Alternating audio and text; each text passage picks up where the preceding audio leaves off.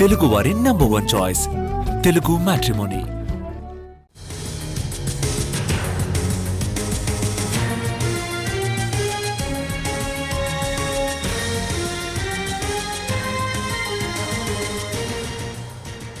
కోనసీమ జిల్లా కలెక్టర్ మహేష్ కుమార్ పై DRDA PD Jayachandra Gandhi సంచలన ఆరోపణలు చేశారు. గిరిజనుడైన తన్ని టార్గెట్ చేసి విధుల నుంచి తొలగించి ప్రభుత్వానికి సరెండర్ చేశారని మండిపడ్డారు.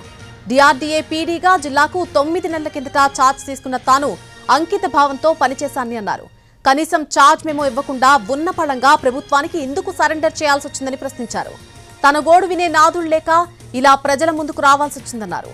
సరెండర్ ఆర్డర్ వెనక్కి తీసుకోకపోతే చట్టపరంగా పోరాడతానని తేల్చి చెప్పారు.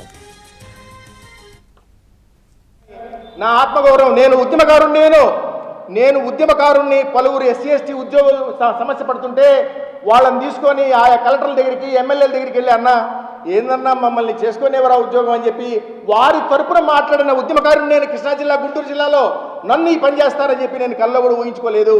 నన్ను ఈ పని చేస్తారని కలలో కూడా ఊహించుకోలేదు నేను. మీకు మరొకసారి చెప్తున్నాను, మీరు ఎంక్వైరీ చేయండి. గడిచిన 10 నెలల్లో ఈ జిల్లాలో నేనేం చేశానో మీకున్న నెట్వర్క్తో మీరు ఎంక్వైరీ చేయండి. మీరు ఎంక్వైరీ చేయమని అడుగుతున్నాను.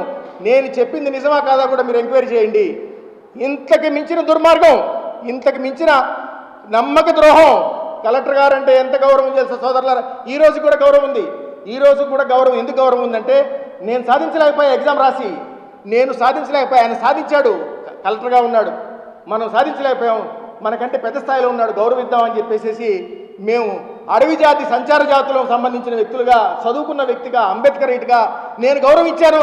ఈ రోజు కూడా గౌరవిస్తాను కలెక్టర్ గారిని, ఈ ప్రభుత్వాన్ని.